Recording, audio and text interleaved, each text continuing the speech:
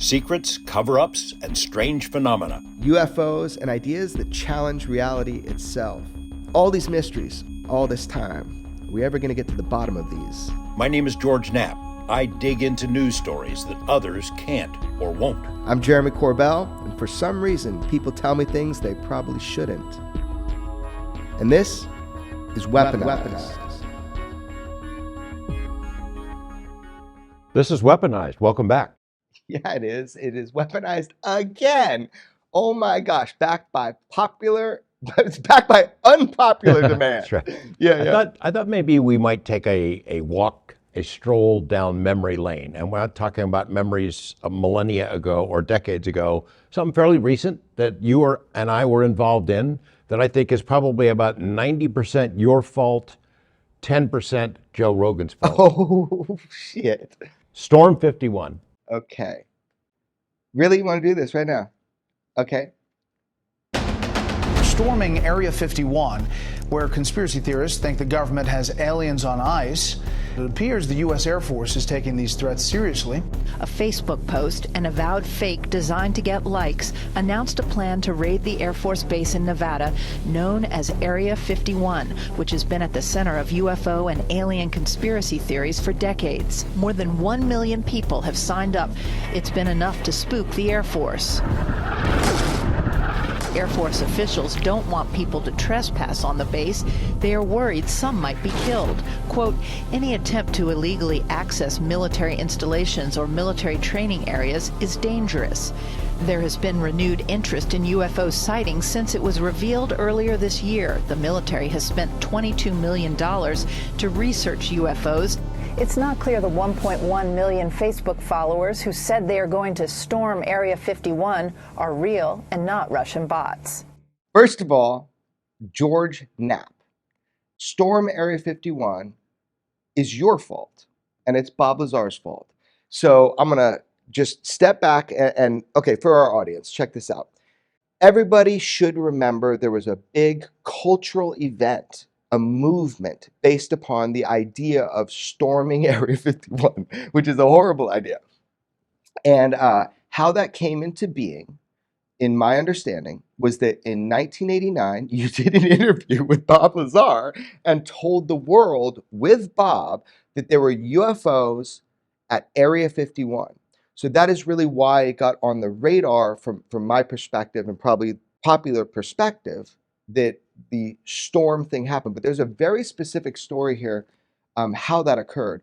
So look, man, people knew that at Area 51, there was this potential, this idea that Bob Lazar might be telling the truth, and there's reverse engineering and exploitation of propulsion systems of alien spacecraft. I mean, just wild, right? So what happens is, and I'm so tired today, so I'm just gonna take this easy, okay? It's been a long month or so. What happened was, in my perspective, is that I released the film Bob Lazar, Area 51, and Flying Saucers. That was the first time, and that was the point of my film, was to allow people to see that Bob Lazar was a person that makes coffee, has dogs and a wife, and is a human being, and they can't dehumanize somebody and dismiss what they've said. They should dismiss what they said based on the evidence of what they said. So I did the movie, which was not easy to make, and I was very happy and excited. And I remember coming to you and saying, I think I'm going to make this, I think I'm going to be able to make this movie. I need from you, because, you know, we'd worked on this so much, but I need from you like full attention. I need full clips. I need video. I need background. I need to find out if I just wanted to know if Bob was telling the truth. But at this point, it was just, let's see who Bob really is. So I came to you and I have this picture and it's in your living room. And it's all these images of scenes, like what I think how I should lay this out. And thank you, because you were like, check it out, man. You're jumping ahead. You got to go back to the beginning so people can get caught up. So this is moving towards the Storm Area 51 thing. Well, the seeds of Storm Area 51 started, as you said, in 1989. We did unleashed this series about UFOs, the best evidence, and the heart of that series was about Bob Lazar, his allegations, his outrageous stories, outrageous claims about what was hidden out there in the Nevada desert. And it exploded like an atomic bomb. My fellow journalists, many of whom are still at this, picking and nitpicking and complaining about it 30 some years later, really hated it. The public ate it up. Public couldn't get enough of it. They wanted more, and I gave them more. But other reporters felt I was somehow bringing the profession into disrepute, somehow smearing their own credibility for taking this stuff seriously. I tried to approach it as just another news story. And it was an explosion. I mean, you know, there had been one or two stories about Area 51 in the years since, but very few. I mean, KLAS TV, a colleague, friend of mine, Richard Urey, had done a series about the history of the base. Bob Stoddall and Ned Day had done some reporting on it in secret projects out there, but the public had no idea around the world. They had no idea that such a place existed. Once that story about Bob Lazar came out, the whole world beat a path to Area 51's door. And although, as I said, journalists gave me the worst time about it and were the most critical about it, every major news organization in the world beat a path to Area 51's door. To sit out there, to photograph and record on video cameras whatever was flying around, to write stories, to make fun of crazy UFO people, it became world famous. A couple of years later, the state of Nevada dedicated the world's only ET highway, extraterrestrial highway. The governor came out there. By the way, it was on my birthday in 1996. I thought, wow, it's a really nice birthday present.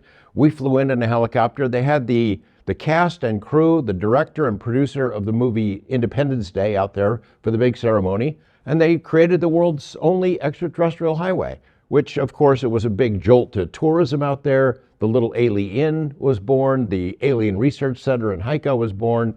It was tremendous, you know. And since then, in all the years since, tens of thousands of people have made that trek out there, and every single day you go out in the Nevada desert, there are people sitting there looking to see what's in the sky.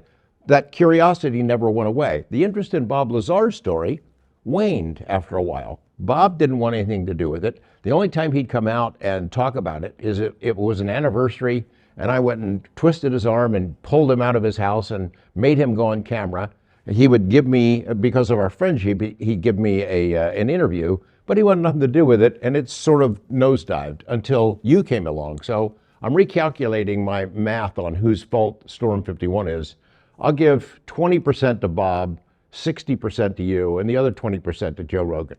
Okay. But hold on. Whatever your math is, I'm not great at math, but we're going to recalculate this further. So you are admitting that the Storm Area 51 phenomenon, that thing would not have occurred if you hadn't told people that there are people from within government coming out saying we're reverse engineering alien spacecraft. You admit this much, that when you did that in 1989, that's when people fucking learned about it, right? It put it on the map, and then it went away. Okay. Then it was gone.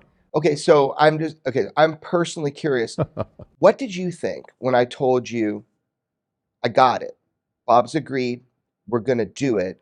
Not a short clip, not a because of something happened. We're going to tell this story in full feature film format, even though I'm not like a known filmmaker.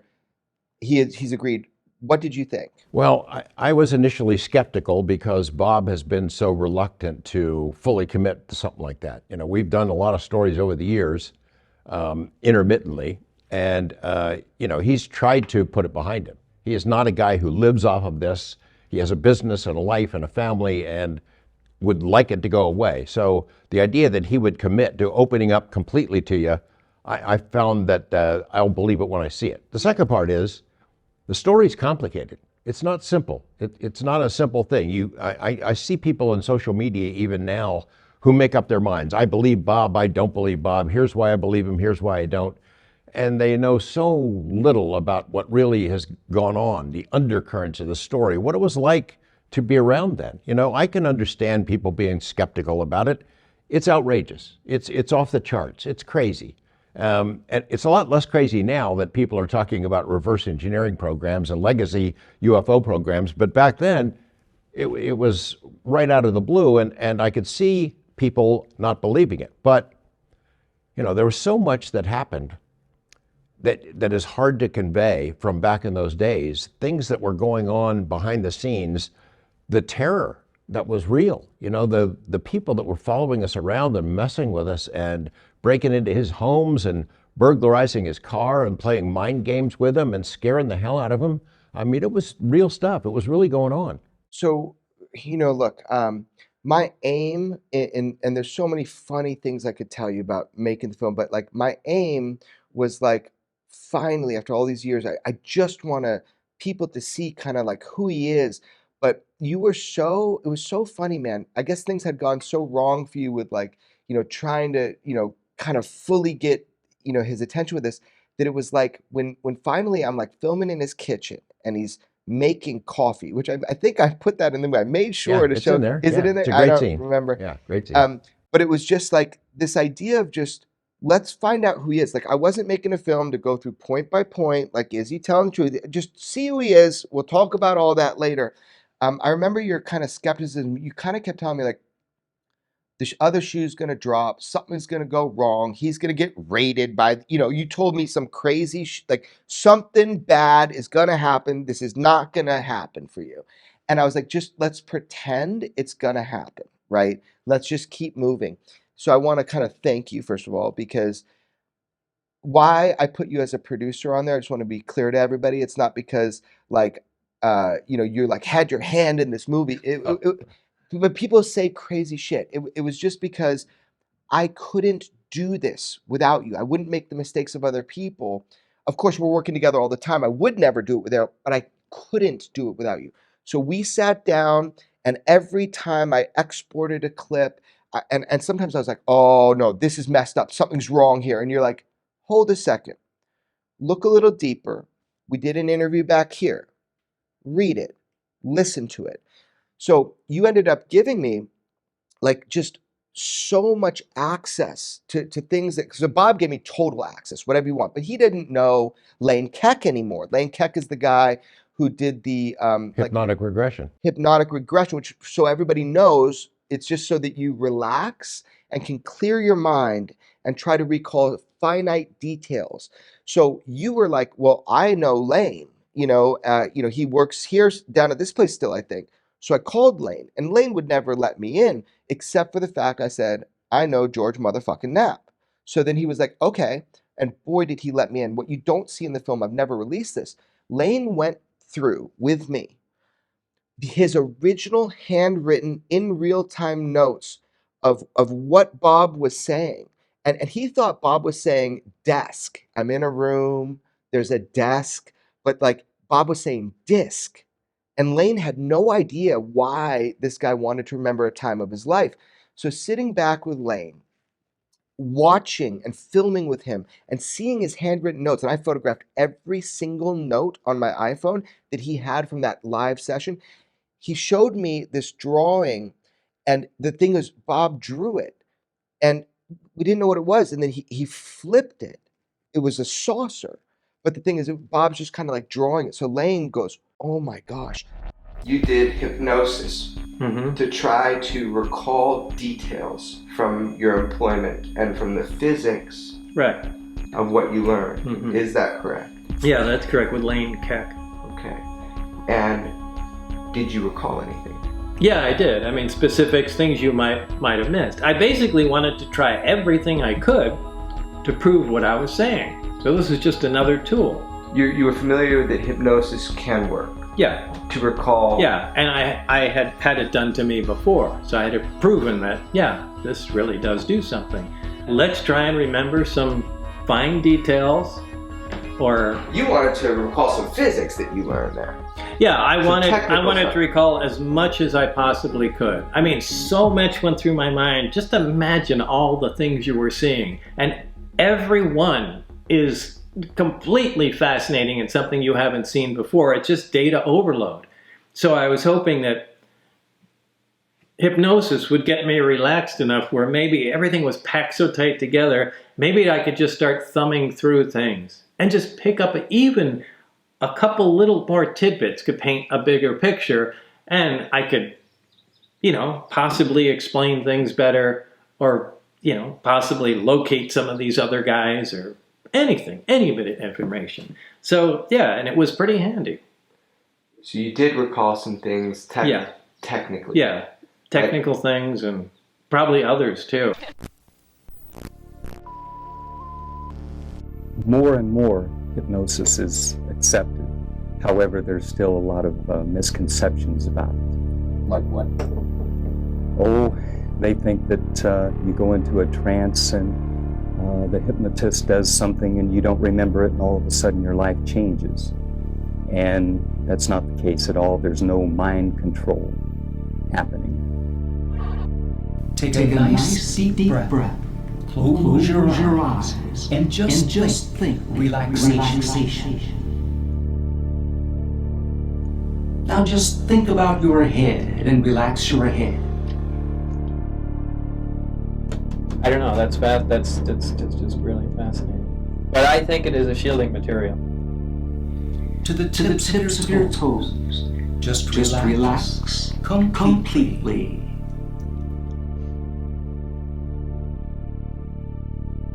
Pressure and confusion of everything. I mean, you said that could account for a lot. Yeah. Oh, yes.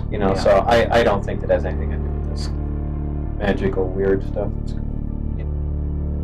Now we're going to count backwards from 100 to 96. Double your relaxation with each number. You want to look at the lid on the reactor? The top? No, the lid, the actual curved basketball. Oh, what would it be? Yeah. I wonder if it's that stuff. I like to stick to the technical stuff because that fills in my picture a lot better and allows me to duplicate more things. Get a better handle on stuff. But it all makes sense. Yeah, but I'd rather stick with that stuff than the spiritual stuff. Right. I know that's a big deal, but... All right. To the tips of your toes. Just relax completely. Now what I want you to do is to get as comfortable as you possibly can. Take a nice deep breath and just relax completely. Now double your relaxation and the number 100 will be there. 100. Double your relaxation and the number 99 will come right on in. Just let all that tension disappear. Now just let your mind sweep through your whole being, relaxing every muscle and every nerve in your body. Just relax completely. Bob,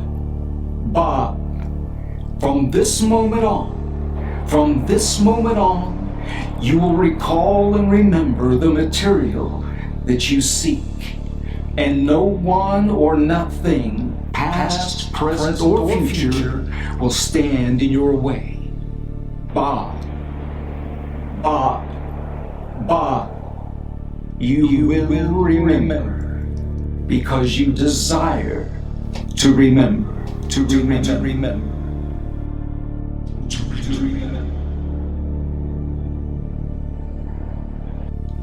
At one point, he was in hypnosis.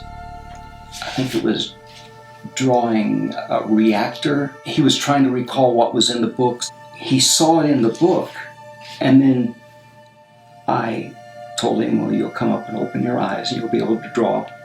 And he did, but it didn't mean anything to him.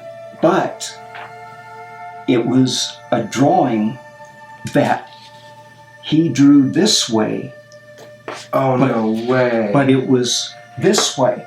And so afterwards, he looked at it, and he came back over and sat down here for a while, and that's because all he had to do is turn it. So that's the superconscious and literal. The subconscious takes things literal. Right, it's like the mind is absorbing all this stuff, and then he discovers what his mind had absorbed. He's remembering. Yeah.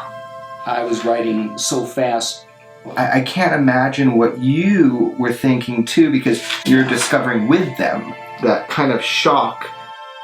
What's the truth? Hypnosis is the best possible tool of getting to the truth. If a person makes things up normally, they can lie under hypnosis just as easily as out of hypnosis. But if they're really trying to get to and retrieve information, then it's the best tool that I know of. He came in to find out what he didn't know. We were able to go back, overcome the fear, and bring forth those memories. So here's my point, is that making this movie was really the start. If we're going to lead to who's at fault for Storm Area 51, I would say that we've identified that it's your fault. We've identified that it's Bob's fault. And then we've identified that the movie sparked interest. And honestly, it was like to try to get, and I'd love to tell you about Mickey Rourke and why he decided to narrate the film, but I don't think we're going to go into that today. But let's get to Storm. I think it was finally, because I knew as a fan, I wanted to know, what is this guy actually like? What is he actually like? Well, that's the kind of thing that I could not do in the series that I produced about Bob, one in 1989 and then one in 1990 is, I'm doing the basics. Here's where he says he went to school. Here's where the records. News. Going to Los Alamos. Was he really there? Talk to fellow employees, see if we can get some actual paper trail that proves he was there, and then telling the basic story of him. But it wasn't really about Bob as a human being. And I thought your idea of exposing him to the world about what he's really like and who he is was a brilliant idea, because people who know Bob, people who know him the best, yes, who are closest to him, are the ones that believe him the most. That's right. There's the people who are around him all the time. His wife, his mom. Gene Huff, Jim Taliani, Joe, a guy we'll talk about at some other point. People have been around him a long time, are the ones that stand by him and know that he's not making this stuff up. So the idea was, if you could get that, if you could show that side of Bob Lazar, that would be pretty awesome. And it turned out to be awesome. It was awesome. I did not expect that it would be, picked up by Netflix. I mean, my first movie was, but I felt just like a lucky dude. It was crazy. I'm not really, established with what I'm doing yet. That's a whole nother story. But I think, the interesting thing here is that from my perspective is that you were so you thought there's no way it's going to go wrong. Bob does not want to retell. He's done. He has taken so much shit. The hook to Bob was that, look, dude, everybody's lying about you. Factually lying. So easy. They say, they put your name, they say Bob Lazar, conspiracy theorist. They don't say Bob Lazar, owner of United Nuclear, which is his company, right? Which he has passion for. It's like Willy Wonka of science when you're in there, which the feds were in there too, it turns out. We should talk about that. So because the feds raiding Bob Lazar, I think, created a pinpoint that helped the Storm Area 51 cultural movement that was going on occur. So we should get into the raid.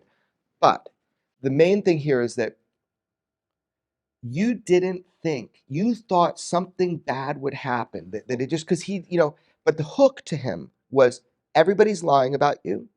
I hear the lies. I know they're lies, other people don't. So either you tell your story again, word for word, your account, what happened, or in history, it's going down as what other people say. And that took a year, but you could feel it boiling. You're right. I need to tell people again, just word for word, what happened to me. Well, I mean, my predictions of doom were not entirely unfounded. I had gone to see Bob. He had moved to New Mexico after he left Las Vegas, and he had a home there. It was a nice place, and it was an anniversary, maybe 20 years after the first series or something like that. And I went to go see him, and he welcomed us in, and he showed me around his place. He had built this is Bob Lazar, fake scientist, had built a 30-foot long particle accelerator that went through a house in the back of his home that was producing hydrogen fuel. Okay, so hold on. So people all the time, Scientists say that that's bullshit. You can't build a particle accelerator. Well, hold the fuck up. Like, that's the thing. I should have him come and talk just about that. Like, what he was doing was he was trying to create something very specific for a fuel cell that he was using. That's why he moved to Michigan, because he got like... well, this is before Michigan. This is in New Mexico. Right, but he ended up moving to Michigan because what he was creating, he thought the hydrogen car was going to be cool, it was going to be big, and he actually had operating hydrogen cars right there before it was like popular and all this shit, before hydrogen is not the future and it's electric. But like, people don't get that. Like, it was there, you saw it, you saw it function. I've talked to other scientists that help him work on that. It was to help create this specific element to, not, I don't want to get my words weird, you know, not element 115. It was a very simple process. So we call it a particle accelerator because it was a particle accelerator, but what it was to perform a task. But it's this really cool, with 30 feet tall. Yeah, it went right through a building, and he would use that to create this hydrogen fuel system. He had already installed this system in his 2 cars. He ran a Corvette, and it was 2 years. At the point where I saw him, it had been running for 2 years with no gasoline. It was running on hydrogen. There's a video out there that one of his good friends, who I've been in contact with a little bit, you know, kind of made this cool little YouTube video where he's showing him the cars. You know, just a friend of his came by, and it's on YouTube, and he's showing him, you know, these hydrogen cars, and people were like calling bullshit, whatever. I've seen that shit work. It's crazy. I mean, this is like, so anyway, here's the point. We get to the point where the film comes out, and the world sees it on a scale that I did not anticipate. And that's truth. That's truth right there. I didn't know. I spent fucking 9 years trying to do, you know, all this, and then I dumped all my own money into this. I had no idea that Netflix was going to pick it up. They picked up my first film, but you can't get guaranteed.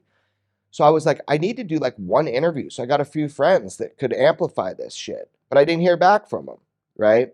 So one interview was all Bob promised me he'd do one interview, like, you know, on camera. So we got asked by Larry King, and that was such a cool interview because of Larry King's history with Area 51 and covering your stories. He did this big thing out there, right? So there I am. I go in with Bob, Larry King, and Bob does not want to do this, but he's doing it for me. Like, his wife Joy was like, you know, you could tell that he didn't want to do it, but he's doing it for me. And I'm so grateful because I wanted to get the movie out. I wanted people to see it. I made the fucking movie. Why does the government hide this? Well, so we all believe, most people believe in extraterrestrials. Right. Most people. So what are they afraid of? We're living in a different world now. Since December of 2017 with Commander David Fravor, the Tic Tac UFO case, which I broke before the New York Times. I reported on that twice. That case opened the door, so we now know the government did not stop studying UFOs in 1969. There's a program called ATIP. That program is now acknowledged. So what are they afraid of? I think they're afraid of weaponization. I think that's the issue here. And also, you're right, we're not alone in the universe. Well, I always said it's, why don't they just release information that these events occurred and they can keep the technology secret? That I've never understood, so I'm with you on that. Why are they afraid of you? What are you going to tell us? Just what I did, the existence of the project. All right. Why are they so afraid of that? I don't. You'd have to ask them that. So we do this interview with Larry King, and then I get a call after Bob had done the one thing I begged him to do, just one on-camera interview for the film. And I get a call from Joe Rogan, okay? And man, I have so much gratitude and love for the fact that, because he pushed me, because he goes, hey man, can you get Bob on with me? Can we do it? Can we do it all together? Can we get Bob? And I'm like, no, like, he already did the one interview. Like, he doesn't talk. He doesn't want to do it, man. And I wish I could. I can't do it. I just remember him being like, will you just ask him? And I was like, yeah, I can totally ask him. But I knew Bob wouldn't really understand that somebody that we don't know, you know, Joe's just going to attack him or whatever, like everybody else. You know, why would Bob want to do it? So I called Bob before we went to Michigan together, right? To seal the deal, you know, to try to get him. I was like, Bob, there's this guy named Joe Rogan. He's fucking awesome, dude. And I don't know what he wants to talk to you about, but he wants to talk to you about your experiences. Didn't Bob ask you, Joe Rogan, is he a disc jockey? He did. Oh my God, Bob does not, he does not know anything about like the outside kind of publicity, just kind of like the bigger world outside of his, science that he loves. He did ask me that. It was so I had to translate. No, well, Joe's a friend, and he's a straightforward person, and he's got a very direct way of kind of getting into things. And I was like, so disc jockey, I don't even know what that means, but no, he does a podcast, and he is, he's a comedian, so we'll have some laughs, but it's a big platform. And I just think like, if we were to do anything, like if you really want to let people hear what happened to you, your experiences, no matter, if he, like everybody else, has trashed you up to here, even if he does that, you'll at least be heard, So he didn't really get it, and he's like, no. Oh God. So then we're like, okay. So you and I decided we're going to go to Michigan. Well, anyway, by the way, because we wanted to just see Bob. There's a movie that's out about him, like, let's just talk with him and hang out. We wanted to have a beer and just fucking hang out with Bob, because it was just so much running and gunning, right? Which, by the way, my movie, like I made, like, it was like, I would have canceled it up to that second if it wasn't accurate and true in the eyes of the person that I am portraying it That's from. the promise you made to Lazar. That is the promise I made to Bob, which is that... And to me. I did make it to you too. Yeah, I did. And I got chills, man.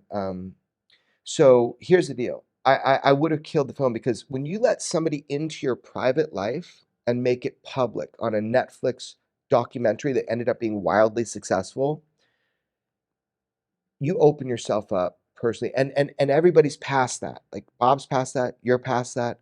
I don't want problems in my life. We have good lives. But I would have nuked the movie. So you and I went out to have a beer and just kind of hang out with the fam and the dogs and all this. But you're like, Bob, you really won't do this Joe Rogan thing? You're like, I think it doesn't matter if everybody hates you, whatever. It doesn't matter if they're going to come at you. Just say your piece. And he's so hesitant. And we go into one of his rooms, and I remember calling Joe and being like, okay, here's Bob. You convince him, because I've done my best. I took a photo of the call. You did? 3 of us are on the phone. We're talking with Rogan, and in the back, there's a poster. I think John Lear is in the poster. It's you, John Lear, and Bob Lazar. That's an artist. I don't remember. I'll try to find that and put that out. But it's an artist that made this really cool 80s style poster of the 3 of you. But it was a cool phone call. Joe is, he's a good dude, and he's very persuasive, and he knows how to sort of gently twist somebody's arm without making them intimidated. And it was a very persuasive call that ended up with a yes. Nobody could have got Bob Lazar on another broadcast, like a visual film broadcast. Nobody on planet Earth but Joe. Because just the way that he said, look, I just want to know. I just want to know. I'm not, this is not about fucking trying to annihilate you. I just want to hear what you have to say. And that's what I really respected about it. And I think that's what, because he doesn't know who he is. Like, Bob is so in his field, this business and science and United Nuclear. But I remember that phone call, and I remember afterwards, he's like, I'll think about it. And he said, I'll think about it. And you and I know when Bob says that, it's like, he will think about it. So I don't remember when he said yes, but I remember calling Joe and being like, dude, let's fucking do it. Let's fucking do it. It's so cool, man. Had Joe seen the film by that point, by the time he made that call? I can't remember. Joe had seen the film, I believe, by that time of the call, because it had been out on iTunes. So he saw it. He saw it. So you'll recall, there have been some interviews and programs that he has done where he's pretty harsh on UFOs.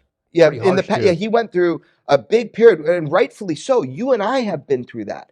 So there was a show, Joe Rogan Questions Everything, and I remember that time because we met up one time at this motion capture studio when he was filming that show.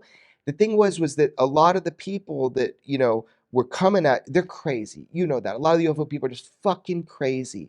So if I was him, I would have had the same experience. I would have been like, this is bullshit, everything. So there was definitely a phase, I think. And Dave Foley, who's all of our common friend, he talks about that, like that Joe is interested in UFOs. I mean, Joe will speak for himself on this, or he does all the time. But Dave Foley said then he was like not into it because of that show. Kind of just, this is fucking crazy. And you and I can relate to that. It's just sometimes it's so crazy. You're like, I want nothing to do with this. Everybody's insane.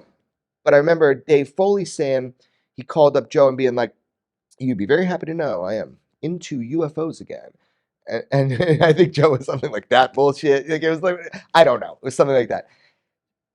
But I think he watched the documentary and he did say to me a couple times, I think on air too, "It's your fault, Jeremy." I think he started an episode like that. I go, what specifically is my fault? And he's like, "Getting me back into UFOs." And I go, "No, wasn't that Dave Foley that got you back into UFOs?" He goes, "No, it was your movie." So I was like, okay. So I think he had watched it. And I think that he thought, I would love for him to speak for himself, but I think that he thought, hey, let's just hear what Bob has to say, right? Because everybody knows Bob's story. From when you report it, everybody knows it. So like me, like everybody else on planet Earth, I'd like to hear it. So it was just a rough road. And so Bob decided he would do the Joe Rogan experience. So we ended up going there, right? So I was like, I just basically said, "Bob, get on a plane. Let's go. I'll make it easy for you, And then what happens is, oh, this is fun. So he gets, I don't even want to get into all this. So he gets, I have a migraine right now, just so everybody knows. It's horrible. So Bob gets a migraine right before the thing because he's probably, well, first of all, I fed him McDonald's and Joy, his wife, was so mad at me that I fed him horrible food right before a thing because it causes migraines, whatever. So everybody was like, "Oh, he got a migraine on that show." Hold on. Did he not answer every question? Like migraine or not? He had a fucking migraine. Did he answer every question? Yeah, he did. So people that don't want to believe him will never believe him. And you and I were so over it. Believe him, not believe him. I don't care. I know Bob is telling the truth. I don't think. Yeah, I passed that bar a long time ago. Yeah. I don't care what people think anymore. Decide, don't decide, I don't care. Easy way to say it. Right there, I'm with you. Don't care. But look, man, I didn't know, how this thing was going to go. But what happened was, it fucking blew up. I mean, the powerful Joe Rogan. I mean, he looked at me after the thing and he was all, "Don't read social media." And I'm like, "Why?" And I'm thinking to myself, what did I say? You know what I mean? But it was just I think he was just as a friend being like, other people's opinions don't matter. They should be focused on the information. He knew it was going to be a big show, though, right? Yeah. I think that he knew how rare it was for, I think he saw how hard I fought to get Bob on there. I know he did. I know he saw that. And so I think he knew that it was a special moment where we could look and see if it's bullshit or not. If we could look at it together, if he could look at it, that's what everybody wants. You have to meet somebody. And something you said here, come in with me here. I want to, something you said to me was that the people closest to Bob believe him the most. Now, that is so important, but what do you mean by that? Well, I mean, the people that spend the most time with him, the people who know him as a person, people that know he doesn't make stuff up. It's as Gene Huff has often said, Bob does not care about the outside world enough to where he'd make up some big elaborate lie. Yeah. It just doesn't care. He lives in Bob world. He does experiments. He builds things in his lab. Yeah. He loves that kind of focusing on that part of his life, and he does not care. He didn't know who Joe Rogan was. He doesn't watch television. Right. So, but you telling me that, I think it's so true, and I think that you and I know that. And I kind of want people to at least hear it, which is that you and I, people have tried to lie to us many, actually on a daily basis, many times about UFO stuff, trying to entice us. When you find somebody like that, it's not like they have this perfect record of their life of being almost to a fault because of what Bob experienced, a truthful, honest, straightforward, precise with his words person. He became that a lot because of the damage that was caused by the people coming at him. But when we get people that come at us with bullshit, the closer you get to their inner circles, the more you hear that they're a con artist, that it's bullshit. So the important point that you made that I want to drive home is that the closer you get to someone who's an honest person, the people closest to them will tell you that. His friends. I mean, I have interviews with just people that have known him for 20 years, 30 years. I have interviews with people that know him, 5 years. Common thread. He's honest to a fault. So my math now is that it's 25% Bob Lazar's fault, 25% yours, maybe 30% Joe, and 10% Dave Foley. Is that what you're thinking? You are completely bad at math, and that's okay. We're going to have a calculation on Twitter where we ask who's at fault. So come full circle back to Storm 51. The film is a big hit. It starts a big dialogue. Joe blasts it out to the universe, and it gets people talking about it. And suddenly this guy starts a meme on Facebook with a crazy idea. That's right. So I got a barrage of texts that morning. Oh shit, dude, look what happened. And I'm like, what happened? And all of a sudden there's millions of people saying storm Area 51. And some kid just threw that up, right? And the thing was, it got so big so quick. So first of all, I want to find out what happened. How did this happen? No one's storming Area 51. Like, you and I are not about breaching that kind of boundary. We've talked about that a lot. What is going on? This is a cultural phenomenon. Now, that phenomenon couldn't have started if there wasn't these precursors. But I'm like, what is going on? So I found the kid in Bakersfield, right? And I was able to obtain his cell phone number, right? So I just, I called it. And then I texted it and I said, this is Jeremy Corbell. Can you please answer me? There have been no interviews, no nothing, right? Probably the smartest thing that kid did compared to other things that he did, which was call me back. So he had ghosted every major news outlet. When I texted him, this is Jeremy Corbell, I think I did a video, right? So like, hey, I'm not, a fake number. Calls me back. I was like, why did you do this? And he's like, well, it's cool, right? I mean, it's neat. I watched your movie, Bob Lazar, Area 51 Fly Saucer. Then I saw, the podcast with Joe Rogan and Bob Lazar and you. And I just thought it was funny, I just thought it was funny, like Storm Area 51. I'm like, okay, there might be some blowback. I remember saying that, right? So next thing I know, within this 24-hour period where I'm just like, oh, that's cool, man. Listen, let's not get people to storm Area 51. And instead, why don't you come on with me and I'll put up a little YouTube thing where we talk about it, where we're just trying to have fun and not storm a base.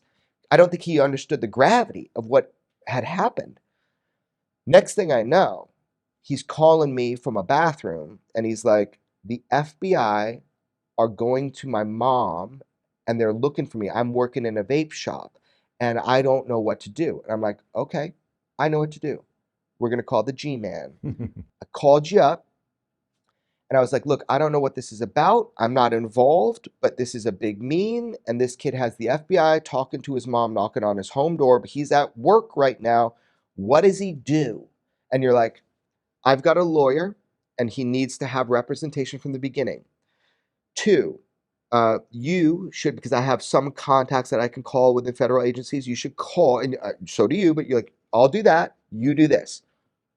Call and try to get that sorted. So I got the kid on the phone, I called Central FBI, then we routed directly to the office in Bakersfield where the people looking for him would be. And I, on the phone with him, talk with it wasn't quite the agents that came in, but it was the people that knew they were tasked. And my question was this, is this real?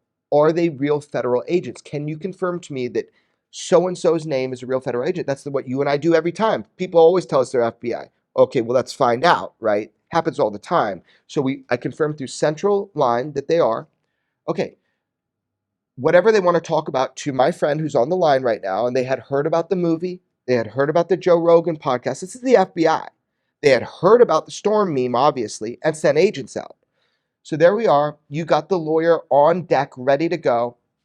Turns out they just wanted to make sure the guy wasn't like serious or whatever, that he wasn't some extremist, some terrorist, domestic extremist group.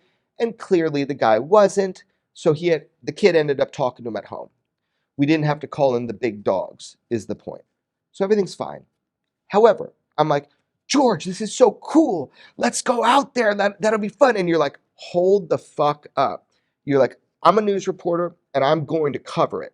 But if you want to be part of it, you shouldn't be planning nothing. There are people out there that have businesses and they should do their own thing. So explain the difference between the alien, what is that? What is the Alien Research Center out there, and why we decided to kind of go to George's event, your buddy. This got out of control really fast. Suddenly you have something like 2 million people on Facebook saying, yes, we'll be there for an event September 20th out there in the desert around Area 51. And there are boasts being made of people saying, let's see them aliens. They can't stop all of us. We'll go across the line and storm the base and kick in the doors and go see where the flying saucers are, which is absolutely preposterous.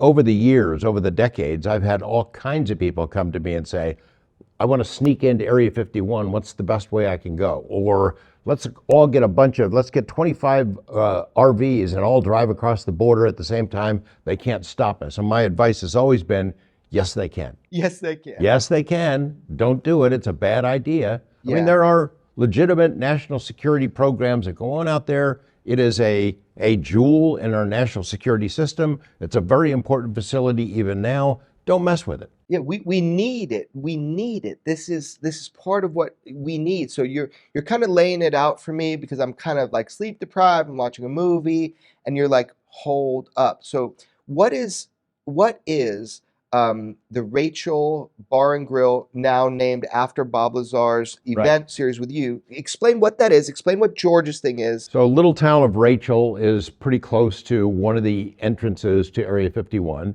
And in 1989, before we unleashed UFOs, the best evidence, the little business, the main business in town, was called the Rachel Bar and Grill. Joe and Pat Travis ran it. There'd be cowboys in there, occasional people from Area 51, and then travelers on that highway who would need to stop for gas or food or something like that. It was the only business there. After that series aired, everything changed. It became the Little Alien. They changed the name of it. Suddenly they had tourists showing up, UFO hunters. They added rooms, they added trailers. They became a little motel there. Number of travelers increased greatly. They realized this is a way we can hang on. This business can survive out here. The mountains appear to float on dry lake beds, like spaceships from another world. They seem to ride on a viscous material channeled through empty space by heat that rises and separates. It vitrifies everything it contacts, like a green glass honey. A goddamn psychedelic liquid drowning the emptiness with imagination. This desert is pocked and punctuated by 1,000 gaping holes, created in 1,000 atomic blasts that define an era. What are they building in the desert north of Las Vegas? What are they hiding? What the fuck are they hiding? I have actually watched a craft do maneuvers one night for about 20 minutes. Even today, ever seen anything that could really move as fast. Don't open the door, because then the bugs come in.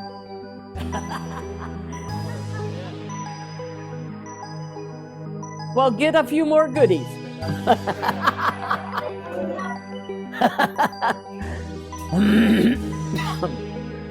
My name is Pat Travis. I own the Little Alien in beautiful downtown Rachel, Nevada. The Little Alien started in 1988, actually in 1990, but my late husband and I have owned the Little Alien since 1988.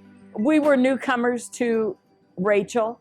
Well, just after that, the UFO activity started, and it was like a gift that was put in our hands, and we needed something for us. We had added a couple of motel rooms, so here we are with more and better now.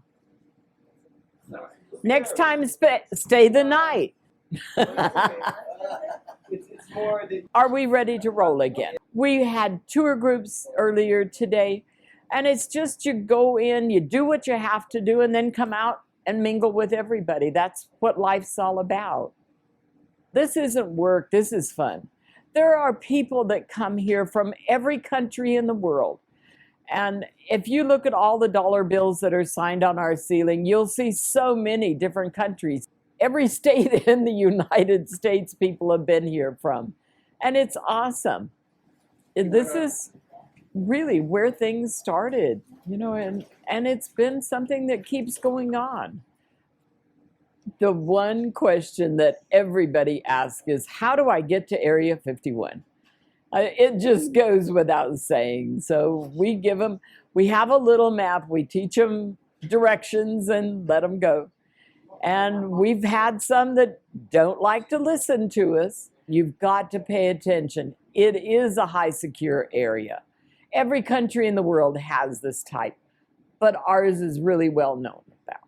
So The world's best known secret base because of Bob Lazar. that's it. And when there are secrets, everybody wants to know a little bit about that secret. You know, when Bob Lazar and George Knapp, John Lear, Gene Huff, it was just a whole group that continued to go. And it was all something that was brought here and given to us. And a lot of articles were written because of so many different sightings of so many different things, that it's like a snowball, and there's no end to this. People come here from around the world to talk about sightings. Do I believe all of them? Probably not, but there are many of them I do, because when you talk to somebody, you know whether they're really projecting something or if it's kind of just a story. Do you believe Bob Lazar? Oh, without a doubt.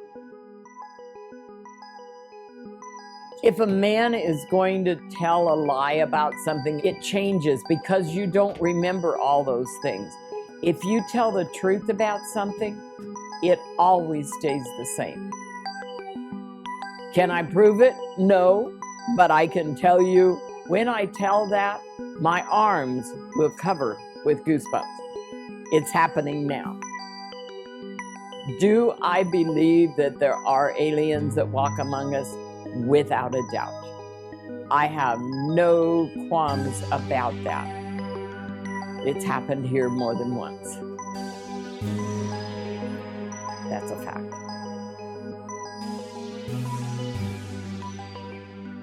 And then you had other people move to the town.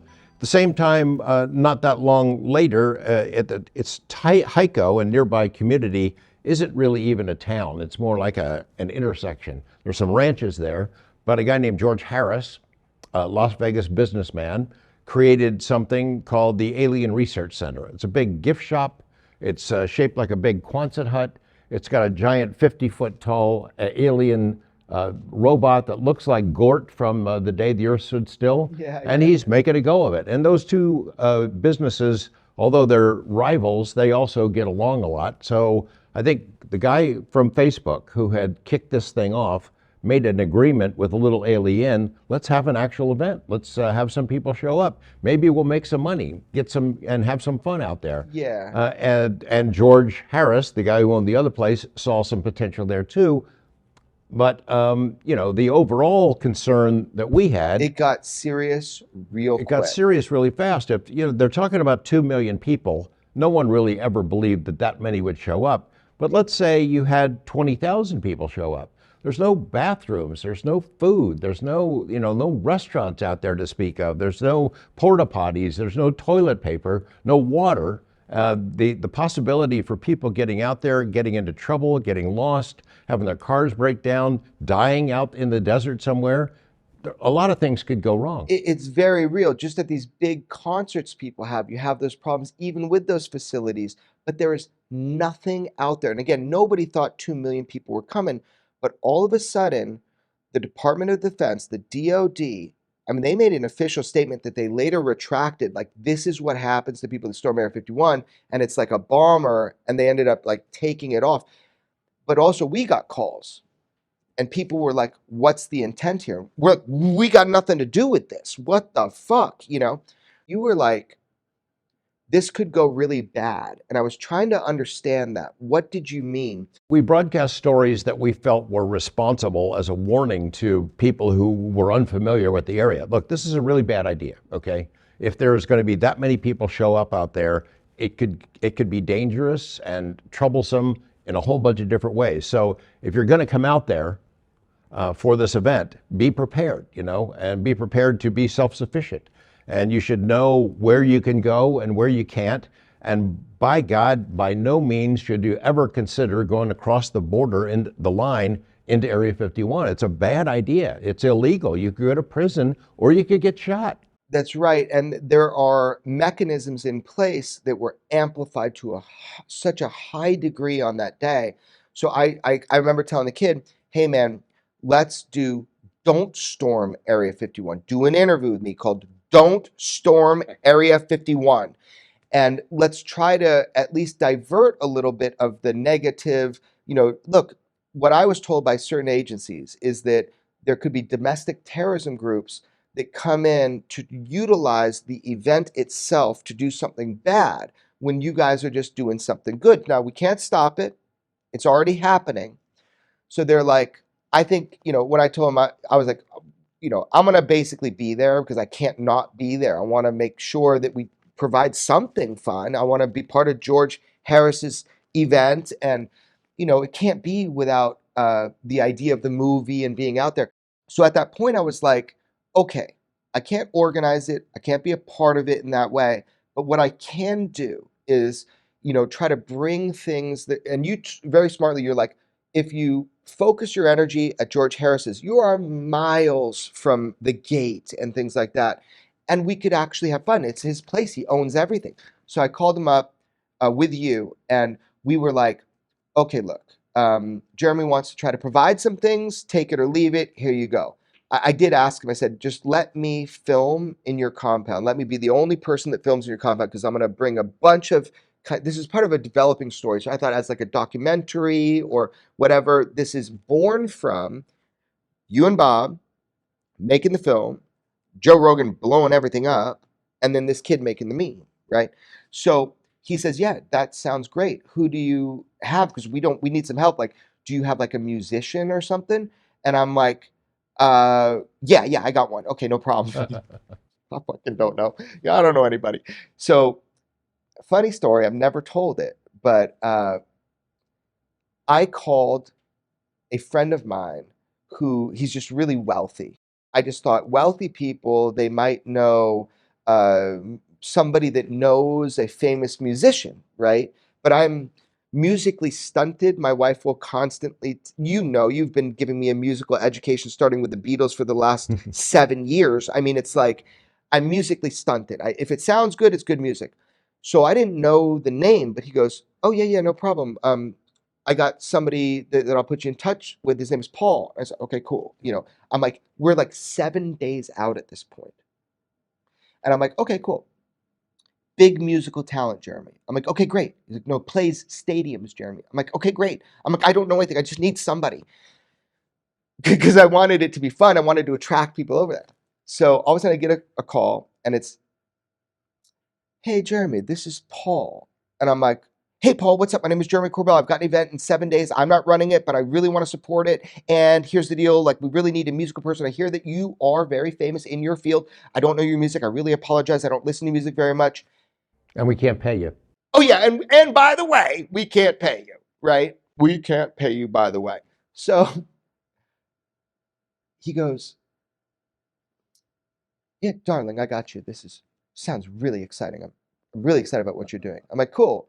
So what do I write down? He goes, Paul Oakenfold. I'm like, okay, how do you spell it? Paul Oakenfold.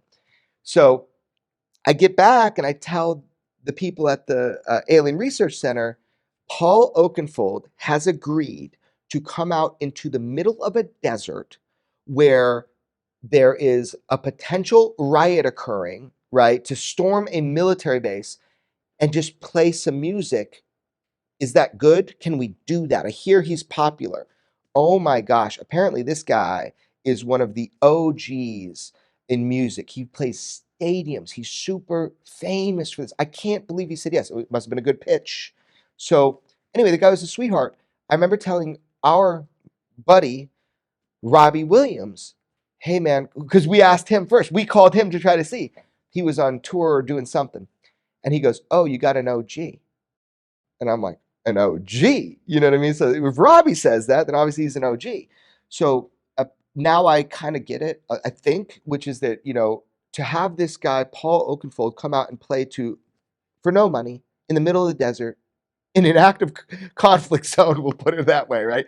It was amazing. And it was just so cool he did it. So, Paul, I never talked to you, but once since then, thank you for playing to like 150 people and just crushing it. Because that was like... Yeah, he was so gracious and so good-natured about the whole thing. Did not faze him one bit that it was to such a small crowd. No. Put on a tremendous show as if he was playing to 50,000 people. And it was an amazing aspect of the whole weekend. There was somebody else who came who wrote a very detailed article based on what happened out there. Oh, yeah. A writer from Rolling Stone. Rolling Stone. Stephen Roderick. Stephen Roderick, talented writer, has done some really big pieces for Rolling Stone. We were kind of thrilled that he was coming, that he was going to cover it, and he focused a lot on you. We were all looking forward to what that piece would be for months after the event until it finally came out. What did you think after it came out? Well, okay, let me back up just 1 second. So I didn't know anything. I just got somebody called me and said, hey, and I don't remember who called me. They're like, Rolling Stone wants to talk to you real quick. And I thought, okay, they want a quote about Storm. So I was like, they called real quick. Stephen calls me and I'm thinking, I go, okay, what do you want to know about? I'll give you a quote.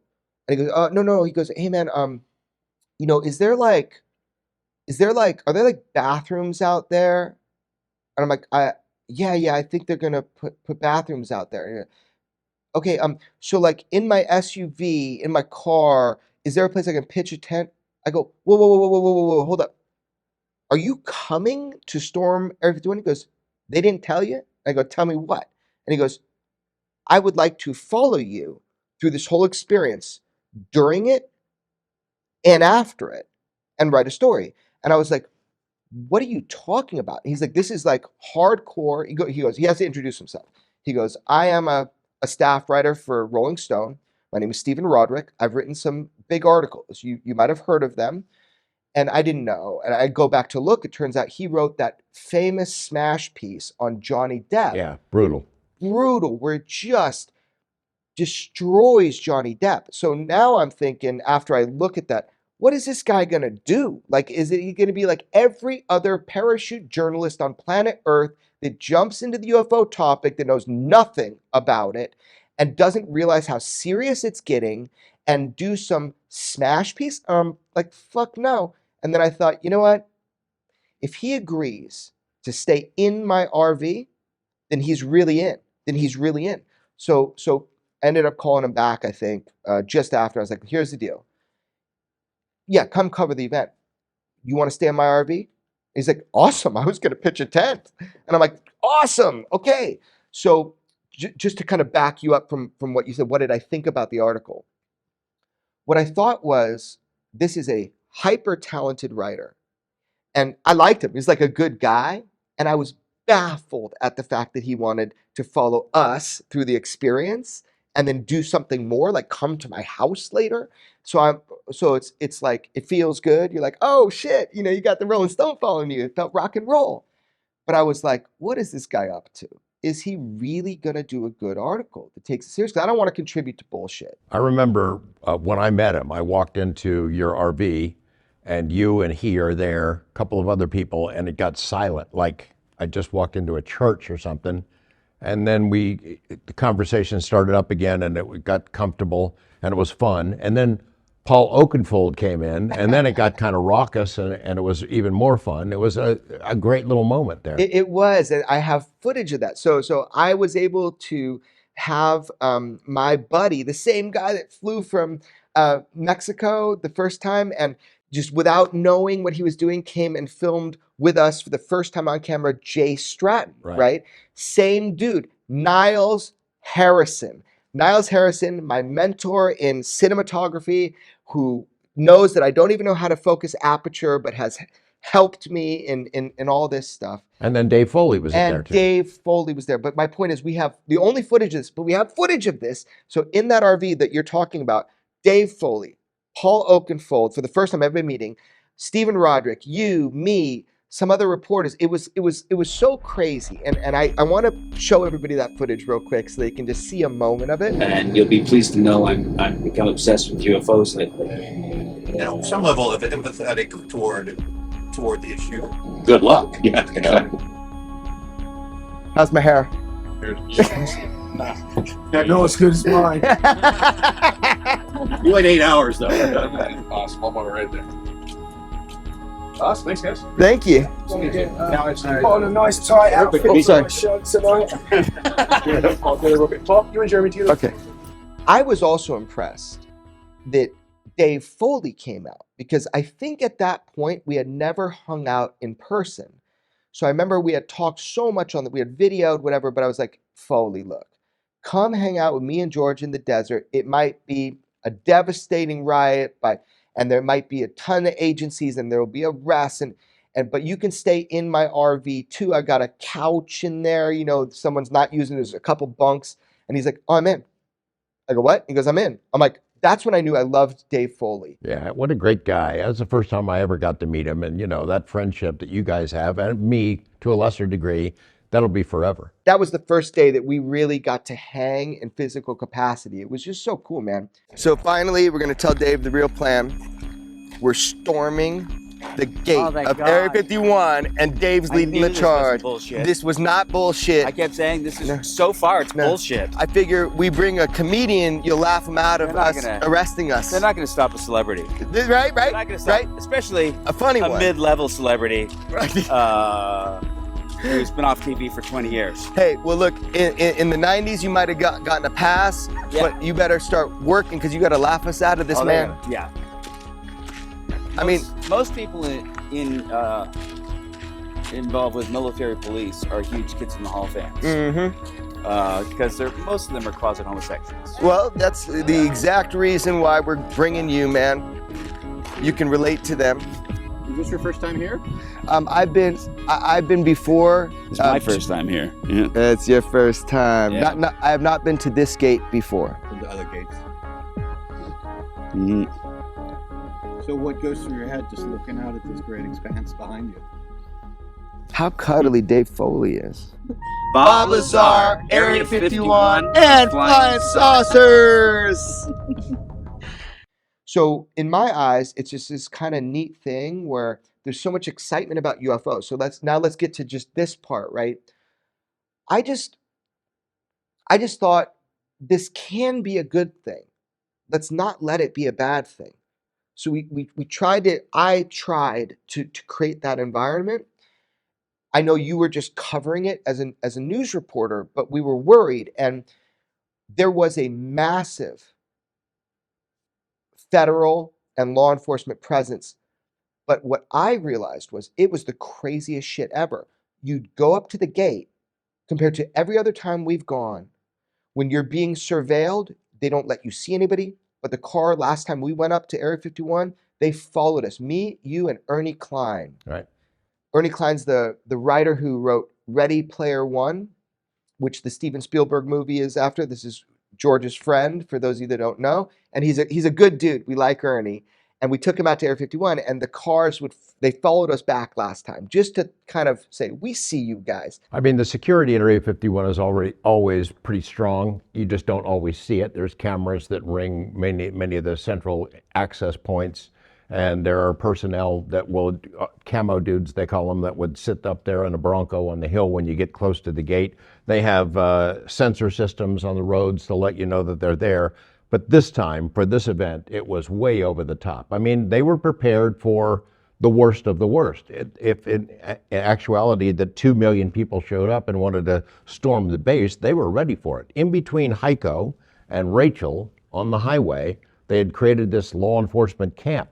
They had heavy equipment and armored personnel carriers and I don't know how many law enforcement from every agency in Nevada, state, federal, and then extra military folks inside the base just in case things got out of control. Okay, let's go into things that have really gone wrong out there in a second. I want to go into things that really gone wrong, from the sensors that were dug up all the way to our buddy Jorg, right? But before that, my perspective was different, George. Like when I went up to the gate, now I know, because you and I actually have knowledge of that inside the gate there were extra measures put up, but to me, they did such a great job.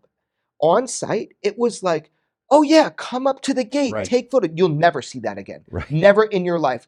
And in fact, some of the both federal and state individuals, they were like, oh hey, let's take a photo. I'm like, can I post it on social? They're like, okay. I never did, but they're like, it was so cool. It was like a PR thing. They're like, come on up, everything's cool. US of A, we're good. And honestly, everybody felt like that. Like I know that there's those people watching in the crowds that you recognize some of them. You know, I know, and you talked with them. I know that. But from the public standpoint, it felt like, hey, okay, we're here, and we're going to shake your hand. Just don't cross the gate. That was the only thing. Well, I know people have written that it was a disaster. It was a terrible disappointment because 2 million people didn't show up. It was a great fun, a great time. People that went out there had a great time. The crowd was a lot smaller at the HICO part of it than anybody expected, but it was still a great fun. And then there were thousands of people who were over on the Rachel side of it, who were camped in the desert. I think they had a great time too. They're wearing goofy alien costumes. I think the larger message is that it touched the pulse of the public, that event. I mean, it was an indication that the people really are, although they were there to have fun, they're also there because they're interested in this, that they want transparency, they want to know what's going on the UFO issue. And if it's out there at Area 51, which I seriously doubt anymore, then it's time for somebody to fess up about it. Yeah, but here's the deal: is like it was this kind of cool, but I did notice. I want to really clearly state, every single article that wrote about it, even though it wasn't as big as like the 2 million people and all that stuff, they diminished the number of people. Like I was there, I have the footage. There were thousands and thousands of people. I don't fully understand why publications would intentionally try to diminish the amount of people that came to attend, because there was a lot more than I actually thought there was going to be. And maybe I'm being naive, but independently, all these publications were like, there was barely anybody there. Fucking not true. Not true at all. And that's in some of the footage. So why do you think? Comes with the territory for this topic that journalists have been so used to diminishing it and dismissing it and having derogatory comments about it. It goes with the territory. So Stephen Roderick's Rolling Stone article about UFOs, I think it's like Loving the Alien. I don't remember the title, was something like that. What did I think about it? That's what you asked me, where I got all fired up. So what I thought about it was that it was really cool that somebody of his stature would come in and spend the time, a deep dive into the UFO thing, starting from zero to like what's going on in the media at that time. But he used me in that article, and I think he would admit it because it's true, is that he used me in that article as a vehicle, as almost a comedic, jester-like vehicle where you should doubt everything I say because I do things like theatrically open my freezer. Now, I open my freezer every fucking day, and it's never theatrical. But if you want to say that, you can say that because maybe that's the way you see it. Or maybe he's just saying I got a charming personality. I'll take it that way. But my takeaway, to be honest with you, and to be honest with everybody, is that it was an excellent article to be covered on this topic. And it was fun to read. Like I had so much fun reading it.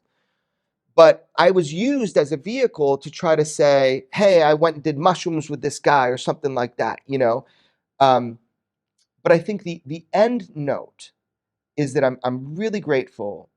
So Stephen, if you're listening to this, buddy, I love you. I asked you before you went public with this on a public Twitter. I said, friend or subject? Like, am I a friend or a subject? And he wrote back friend. And I hope that's true. And I think he could do a lot for this subject if he just spent his mental energy on it, because we need voices like his. So the article was great. I just didn't like the fact that everything I said that was fact was portrayed as like a maybe about my own personal life. So right when it was going public, I went to the editor and gave them every piece of proof they needed to say what I was saying was true, whether I opened the fridge theatrically or not in his eyes, right? So anyway, that's what I think about it. I really hope other massive journalists like him focus long form on this, because man, you got to get in it. Well, he is a great writer, and the article it's a long piece, and it was really well written. Some great stuff in there, funny observations, and he treated me pretty well. He called me, I think, the John the Baptist of the UFO movement or something like that, which I didn't understand. So he treated me well. I have no complaint about it. The complaint I have is that, and I called him after it came out. I just said, I just thought you missed a great opportunity. There's some funny stuff in there. And I know he doesn't want to be the Hunter S. Thompson, the new Hunter S. Thompson, even though he writes for Rolling Stone, and the style is very similar to it. And he sort of embraced the whole event in ways that Hunter Thompson might. Came to my house and saw my wife, which is called the Yeti because no one sees her, on mushrooms. I mean, it's like he did embrace it. We listened to music all night. But if you ask him about Hunter S. Thompson, he says, no, I'm not Hunter S. Thompson. Hunter S. Thompson made stuff up. I'm not him. The writing style was similar, and it's a great article, and he did do some work. He went and met Lou Elizondo, he talked to Tom DeLonge, he did some work beyond the event itself to have some context, but he missed a great opportunity. That's what I told him, is that he starts the article early in by talking to Seth Shostak, this astronomer who works with the SETI program. And Seth explains that really these misguided UFO people, they're looking for some meaning in their life. And many of them who moved away from religion or Jesus and Santa Claus, and so they need this to fill that gap, which is just preposterous. It's just not true. That same argument has been made by journalists, lazy journalists, for 75 years, and it's not true. People are interested in UFOs because they see them, because their government sees them, because our fighter pilots and ships and radar operators see them. They're interested in it because it's a genuine mystery, not because they don't want to believe in Santa Claus or the Easter Bunny or Jesus. That kind of comment by somebody who's supposed to be a scientifically minded person tells more about that person than it does the UFO mystery. So I love it when people say shit like that, because then the public can see someone like this guy you're talking about, whatever his name is, he like freaking tells the public who he is. That's his pain right there. That's his weirdness, because it's not fucking true. Seth Shostak has worked for 25, 30 years with SETI, the search for extraterrestrial intelligence. They believe that there's life out there and that we should look for it by using telescopes to find evidence. But they sure as hell don't want to say that there's any evidence of life being here, ET life coming here, or non-human intelligence being here, because that puts them out of work. If there's evidence that something is visiting us here, you don't really need telescopes to look way, way out there. I mean, that just seems to me like a form of hubris. If I was a scientist, how could I discount some society more intelligent and more advanced technologically than me? I mean, that just feels like beyond hubris. That feels like, dude, maybe that guy got abducted. Well, it'll be interesting to see what evidence SETI has come up with, that there's life out there, that there's intelligent life on other planets, because I think it's probably more than 30 years that's existed, they've got squat. Okay, so I want to now get back towards how this storm thing happened, but first I want to say, look, I have been really at this thing, which by the way, went off great. There were some weird things, like I was approached by a group of clearly menacing individuals who appeared to me to be from an agency that were trying to see if I would say or provoke me into creating a riot, like as if when I got on stage that night with the microphone that I would have incited people. They came at me. It was so fucking, when you get that feeling in your gut and you're like, oh, this is dangerous. So I came in and told you right away, and I got them booted from the place. They had built a campfire, got them booted. They were there, and they told me. for the violence.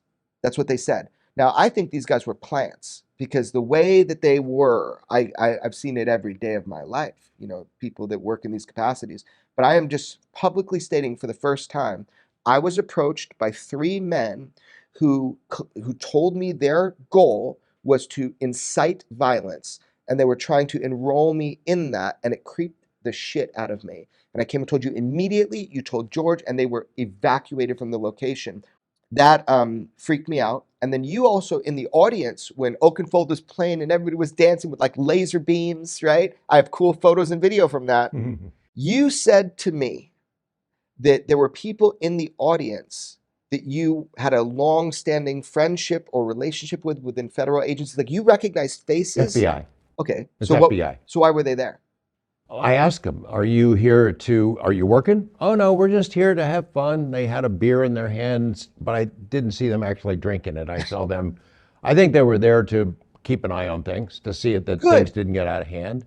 But they were also enjoying themselves. They had a hell of a good time out of it. And I hope they learned something about the crowd that follows this stuff, about the subject matter, and about how passionate people feel. And so on that, I want to kind of highlight a couple artists that did some really cool stuff. The other artist that blew me away, right? So after my film comes out, a lot of these emails come in, and this one artist, I'm going to pronounce things wrong, Sawana, I believe. The title of the song is Black Hole, so Bob Lazar, or Black Hole Sawana.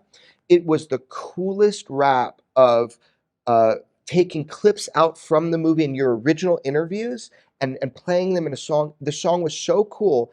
And this female singer or artist, she was in a foreign country at the time. I think it was Indonesia, or it was I'll probably get it wrong, but it was somewhere overseas.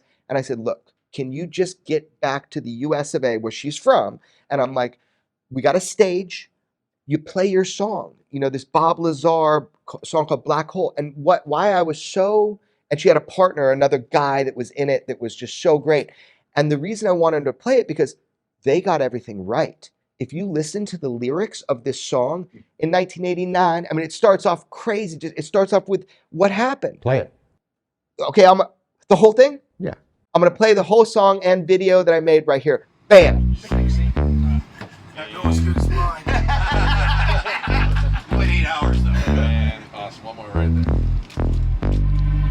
Okay, 1989, north of Las Vegas, Nevada. Before mobile telephones, before Wi-Fi and data, a young man had intel to tell, and time had a matters. Information that would lead today's mindset and shatters. The silhouette had to scope, and the local news gathered. He was talking for the sake of truth, not for fame or glamour. In fact, the clamor he made had the government throwing shade. He had a secret worth killing for what FBI raid. Look, Bob Lazar had that clearance majestic, working on cosmic cases far beyond just domestic. The government's got flying saucers, but they'd rather us skeptics. And truth seekers like Lazar and I will not just accept it. Aliens in light beams sounds crazy, except it's far crazier to think that human beings the bestest. We've seen countless evidences as mankind progresses that aliens are fucking real, so why they suppress it?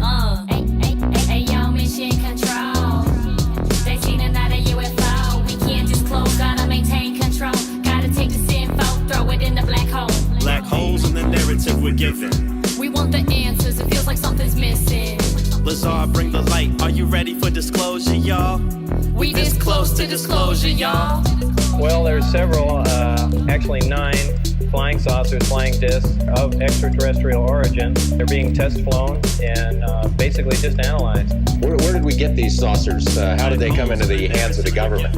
I haven't the slightest idea, and the information is very compartmentalized.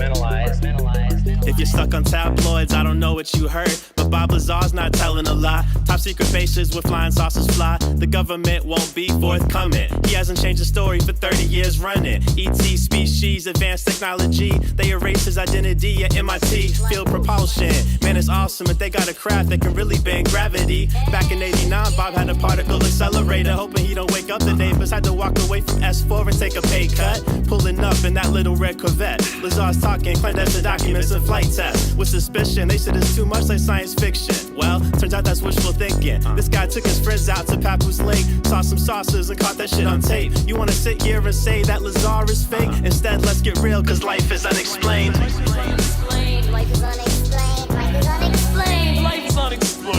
Bob Lazar's not telling a lie.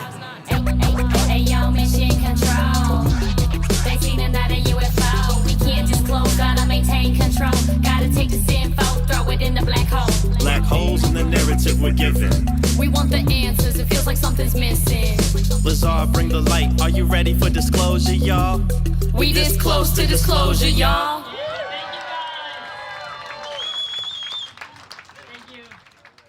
Okay, now check it out. So she was so great, came on stage and did this, and I put a video of the guy in because he couldn't come back to the US. It was just so neat to me to see these artists doing stuff and getting it right. Getting it right, what Bob reported, what you reported. I mean, it was so cool. But I do want to touch upon this idea that there has not always been a great relationship when it comes to Area 51 and journalists, and when it comes to Area 51 and the surrounding area. And the first thing I want you to tell us about is, from what I understand, you did a news report about a guy that found sensors on public land. Can you tell us that story first, and then I want to talk about your org? Sure. His name was Chuck Clark. He had written sort of a visitor's guide to Area 51 with some pretty good advice on what to do, what not to do, and how to prepare for a trip out there.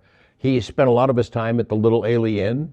I think he lived in a trailer right next to the Little Ailey Inn for a number of years.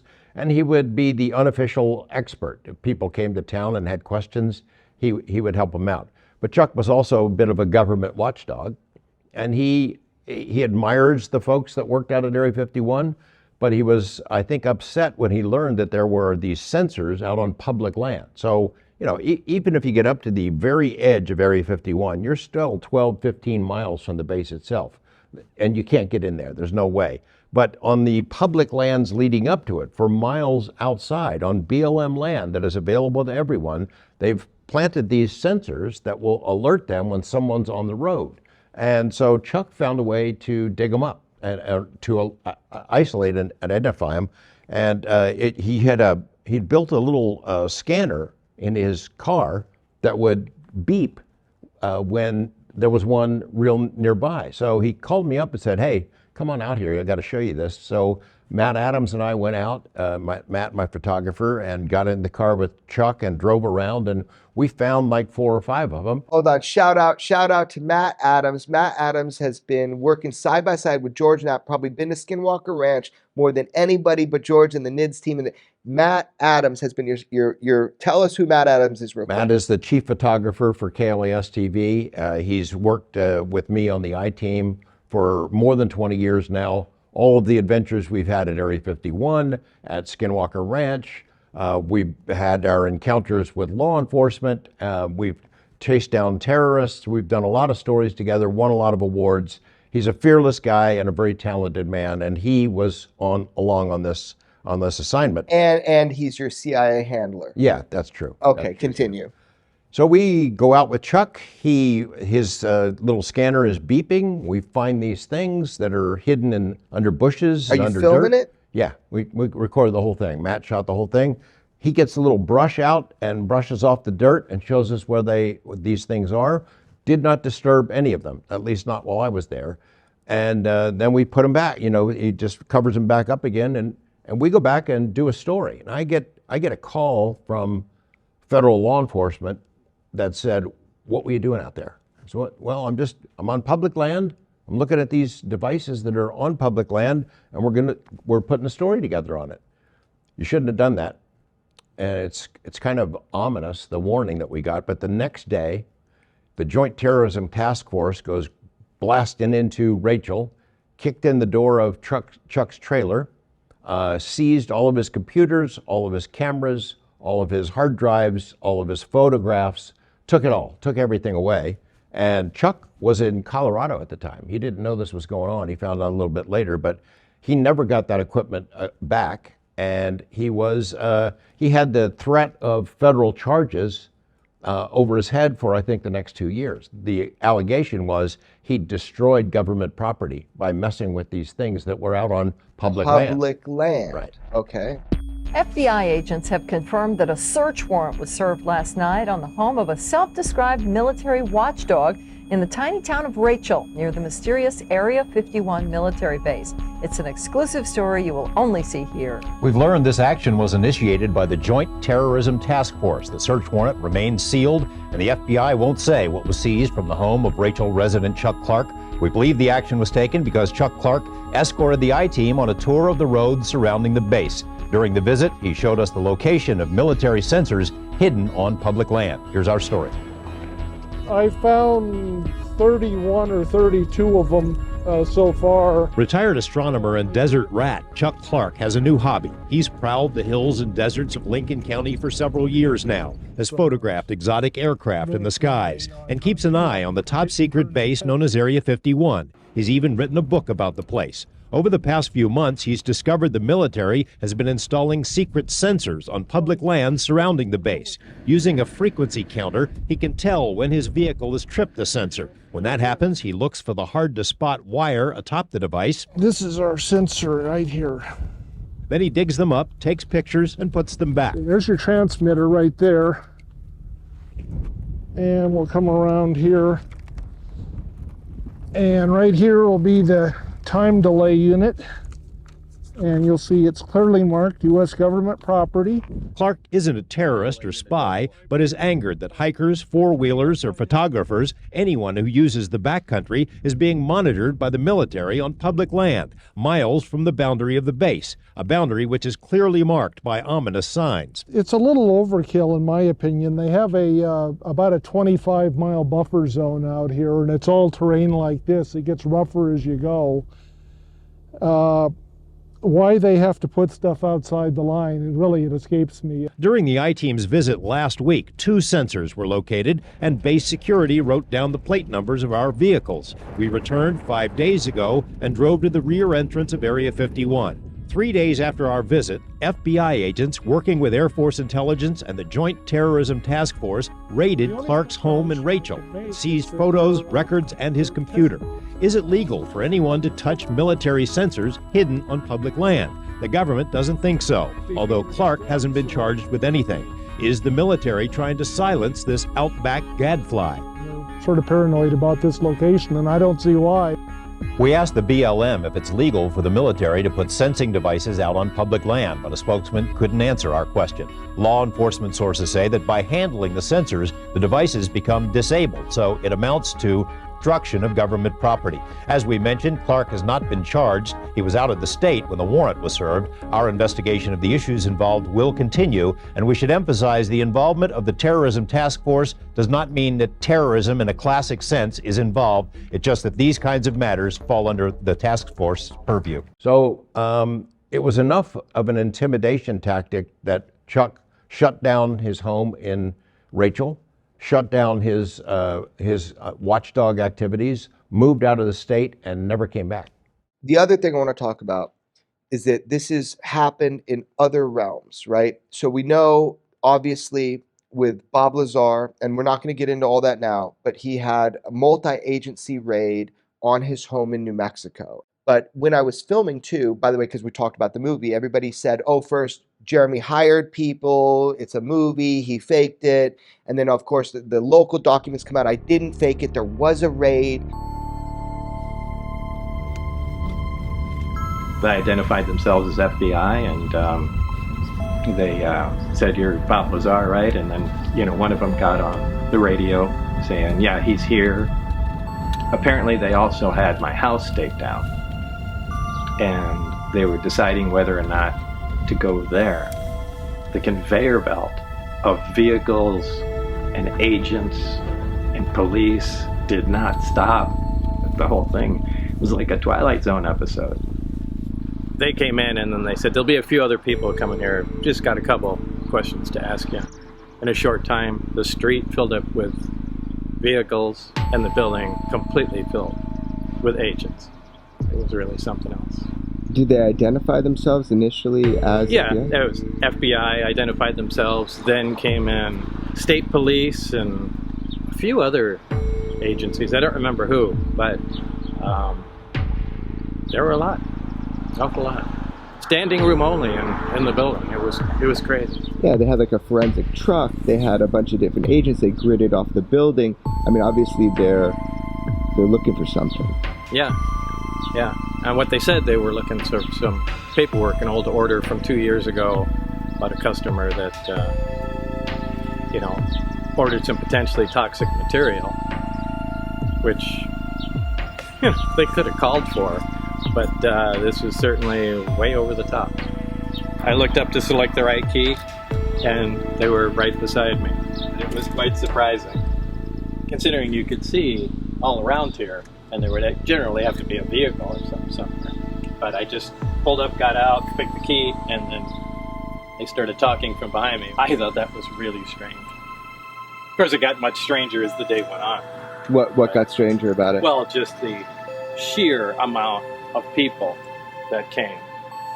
Agency after agency. And, they had computer experts here going through, all the computer equipment we had here. They had people sectioning off the building, labeling it in cubic meters so they can search each one. What they were looking for was just an order form. So, very strange.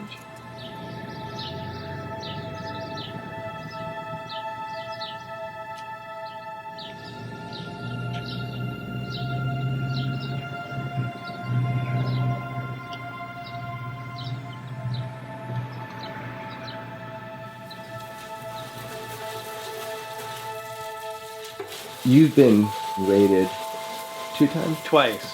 By more agencies than I can really recall. The FDA, to the NRC, the FBI, but they usually come in mass, and it's hard to pick out who's who. So this is beryllium? Yeah. And what is it used for again?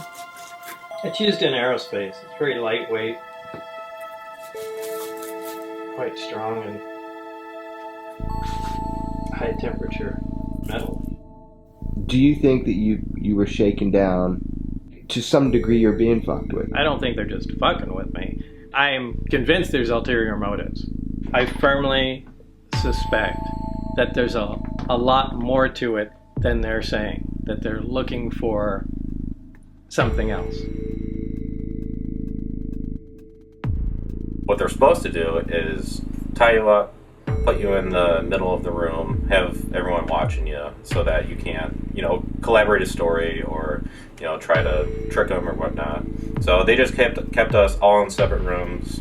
There's bomb squad, computer squad, I think they have like a biological hazard squad, hazmat squad, the full gamut, because they had no idea what we had in our shop or like what we're capable of, or are we going to retaliate or anything like that. So it was pretty much like the full Michigan FBI was here. They had the van, they had multiple cars lined up, so.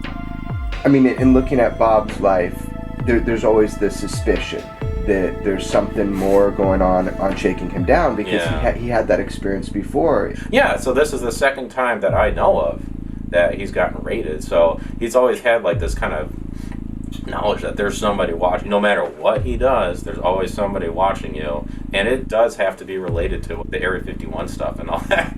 They kind of put him on a list. I think they do like toying with him and keeping an eye on him. But I don't believe that it's like they're opening up a 30-year-old file and they're like, all right, we're going to crack down on the Bob story. We're going to find out if what he has, what information he's got. I don't think that they're necessarily doing that. But I do think that there's like a culture maybe within these agencies of they know who this guy is, and they'll have, they'll look for any reason that they can to kind of, poke him with some thorns and make sure that he knows, who's watching him. I believe that. It's too coincidental for it all to be just, just some luck of the draw, basically. Like there's something going on. We'll talk more about that later. So now we're at like the 3rd time that I have seen in my experience, dude, these people get fucked with. Jorg Arnu, this is a couple months ago. What happened? November of 2022, federal agents came to 2 homes that are owned by Jorg. One is in Rachel and one is in Las Vegas. Jorg has, for the last 20 plus years, operated a website called dreamlandresort.com. And it is sort of a central clearinghouse for information about Area 51. People would send in photos and stories and news links and things of that sort. And it was a place to exchange information with other people who have like interests, who wonder about what projects are being enacted out there, what planes are flying in and out of the base. They take photos of F-117s that supposedly retired many years ago, and then speculate about what else might be going on out there. And this is a friend of yours. This is somebody that you know for decades. Yeah, in fact, Jorg knew Chuck Clark. And I think when Chuck Clark got raided, I'm not entirely positive, but I believe Jorg was visited back then as well. And so he's got this website. He's very careful. He doesn't want to cross a line. In fact, when the Storm 51 thing was going on, Jorg led the charge to, don't come here, leave us alone. We filmed at his house, if you remember, and he had put up this barbed wire fence, these spotlights. He's telling everybody, don't do anything up there. They're very serious up there. This is a guy that has helped protect that line for decades. He has. We are right in Rachel, Nevada. We're at Jorg's house.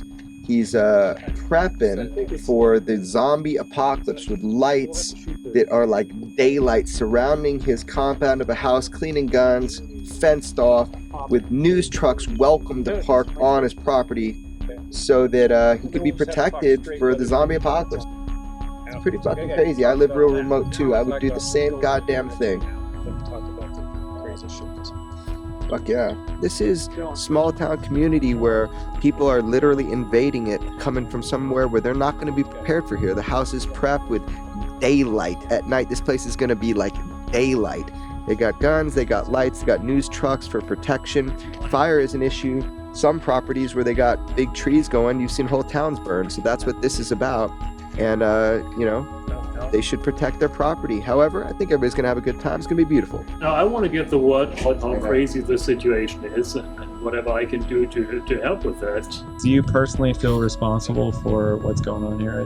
No, I personally feel responsible for only what I do. I blame Bob Lazar, really. Me and Jorg, we are not going to storm Area 51. We are going to just check on what's going on. Yeah, he's warned all kinds of people when the Storm 51 thing was percolating. Don't come up here. It's a bad idea. Don't tread on our little town here. Stay away. It's a bad idea. But so he is in a lot of ways a friend to the government. He would never expose secrets or endanger national security. He's a naturalized American citizen. He came here because he loved America. So the raid happens. They kick in his door at his house in Rachel, came in with guns blazing, not blazing, but guns drawn, and took him outside, threw him in a vehicle. Then he took all of his computers, cameras, photos, hard drives, cell phones, everything. So double no-knock warrants on two properties, one in Las Vegas, one in Rachel, in the middle, 6 a.m. in the morning. His girlfriend's in the Vegas one. He is in the one that is near Rachel. And boom, door kicks open. There's guns drawn. They take him into like a type of detainment, and they take all of his computers and his hard drives. And we're not talking about like a journalist like us. We're talking about like a website guy, a guy that runs a website. And of course, as I said, he's always been really careful. He had said, look, if there's, and he's made it clear when people want to post things on his site, don't do something that's crossing a line. I don't want any secure classified programs being exposed here. Want to be careful about it. And he's told me, I mean, he gave me the first interview after this happened and said, look, if they just came to me and told me you got something on your site that shouldn't be there, I would have taken it down. But they didn't. That's what Bob has always said. Like, that's what you want is, you know, for agencies to come just talk with you. There's no reason to do all this. Just come talk with people. So that's not what happened with Jorg. And that really made me upset. Well, he's not going to be charged with anything. They've made that clear. His lawyers have done some inquiries, and it's not that he's ever going to be charged with a crime, but at the same, because they wouldn't tell him what it was that he did wrong. They gave him a hint that there must have been an image on there that crossed the line, but they won't tell him what the image was. So he doesn't expect to ever be charged, but he's also never going to get his stuff back. They said it might be years. By the time you get your stuff back, it will be so outmoded it's not usable anymore. Right. So just the fact that you can go in, bust in a door from a multi-agency raid, and you can, not give you the full warrant. I think it was like a 46-page warrant. They gave him 1 page of it, if I recall the numbers correctly. Not tell you what they're looking for, not tell you if there are any charges. You're never going to be charged. Your stuff is taken. Your doors are broken. And by the way, we're not going to fix your doors, which that is wrong. Like I have heard from people that know that they should fix the doors at least, but not getting your stuff back. This is America. What is going on? Now, he's not a journalist with the same protections as us, let's say, but just as a citizen to do that. So unless there's something we don't know in these situations, right, which I don't think there is. There's got to be something, because it's a 46-page warrant. Federal judge had to sign off on that. There has to be something in there that convinced them to kick in the doors at somebody's house, both houses, and take all this stuff. They had to convince a judge that this was really serious, a matter of national security, in order to cross that threshold, I would think. But what is it? Right, so we would think so, unless this is an intimidation tactic, which I don't want to believe, because you and I, we know a lot of personal friends that work in these agencies. They're good people. They are moral people. They have a compass, and also the bureaucracy of it all to do something like this without taking a guy into custody. I mean, the people I know in law enforcement and at the federal level, like, they're like very surprised by this case, that there would never be a charge. Like, because to get that warrant is hard. So it's just messed up, man. Because look, I think most people, you go talk to them. So this feels like a message. But either way, I just want to say, we know a lot of people. We know the good guys. We know people like us, curious in the UFO topic, that are. This seems like something else, and I don't know what that is, and I think it's just horrible that it happened, and we got to find out what, and they got to fix his door. Here's the thing is, I understand you need places where you can do secret stuff. You have to be able to have developing projects and platforms and technology where you don't have prying eyes, where our adversaries can't see what's going on, and even to keep it away from the public as well, even the taxpayers who foot the bill. But you can't have secret places where the laws don't apply. You can't have a place like that where the Constitution is suspended, where the First Amendment rights are invalid, where the public has no right to ask questions about it, because those kinds of situations lead to trouble. When you have excessive secrecy like that, for years, they announced Area 51 right when they built it, and they said, it's just a little landing strip. We're going to be here a couple of months. We'll be gone. They didn't exactly tell the truth about the facility that was out there. It was a NASA weather station or something. And then, the base gets bigger and bigger. And in the 1970s, it disappeared from maps. It was on them, and then it was gone. And how do you expect the public to not be interested in a base that, when you ask them straight out, do you have a base out there? They say no, they won't acknowledge it. It's disappeared from maps. Of course the people are going to be curious about it.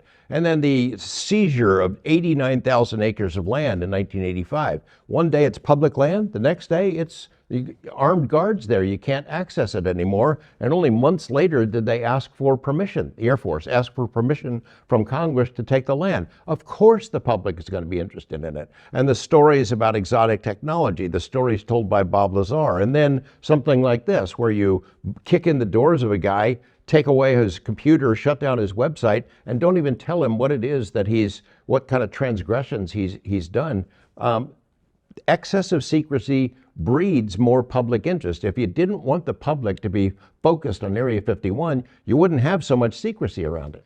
That's right. And so kind of like my personal aim right here is that with the new AARO, All Domain Anomaly Resolution Office, which is the new UFO government program that is acknowledged and active, and that's the plan, that it's not going to become a Project Blue Book. They're going to be forward facing, like our friend Jay Stratton really wanted it to be, about the UFO topic. So that is the thing. This is a cultural thing now. This is a huge cultural thing. And I'll say it like this: the Don't Storm Area 51 event, right? That was a great symbol of interest of public. So I think, kind of where we're getting to in this conversation is that thing that happened, it was the sequence of events. And I think it's abundantly clear now that 80% at fault is you and Bob Lazar. I think that is absolute perfect math. I think I'll say 10% to Joe Rogan, or maybe even 15%, and the rest remains to be. But at 80% is what you need to accept. I'd go about 20% Bob, 10% me, 30% Joe, and the rest of it is you, with maybe 3% to Dave Foley too. Oh yeah, we got to hit for sure him. You know what? I hope people will, if they haven't read Stephen Roderick's Rolling Stone articles, to go out and find it. It's a lot of fun to read. Yeah. I know there have been discussions about trying to resurrect a Area 51 party, and they haven't happened so far. We had COVID in between. Yes. So maybe that'll happen again in a more controlled environment where nobody is threatening to go into the base itself. Yeah. But in the meantime, I think it was an early indication of the public's great interest in UFOs and that topic in general. And that's one of the reasons we have Weaponized underway here. And also, we want to be able to share images, secret stuff, new testimony, new witnesses, things of that sort. I think we owe our audience some new images, don't we? Okay, we don't owe anybody nothing to begin with. And I do want to end on the thing. Stephen Roderick, you told me you're my friend. I'm busting your balls because you said you're my friend. We need you, buddy, because you are a great voice. If you will dedicate some of your time to this, first of all, you got the greatest guys you can talk to about it, but I want you to be louder, and I want you to take it seriously. So that really, because he said he's my friend, I'm busting his balls. Well, we could show him some images, right? Okay. Well, let's show everybody. Just one. Hold on. Okay, hold on. I am not going to feel like beholden to put things out quickly and fastly, and I know you're not either. But let's give them 2. How about 3? How about 4? I'll see your 4 and take your 5. No, we're going 6. All right. Let's see what you got. 7. What do you got? No, just fucking around. Okay, check it out. So we obtained some. There is a video from an active conflict zone, and we are providing 7 still images from that video.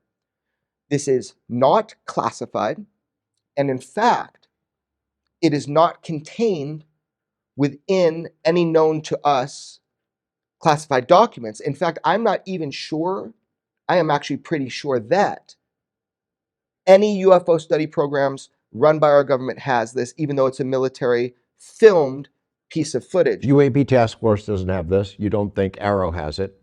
Can you say what kind of platform these images were captured from? Yes. So, and I want to be really clear too. Why are we releasing still images compared to a video?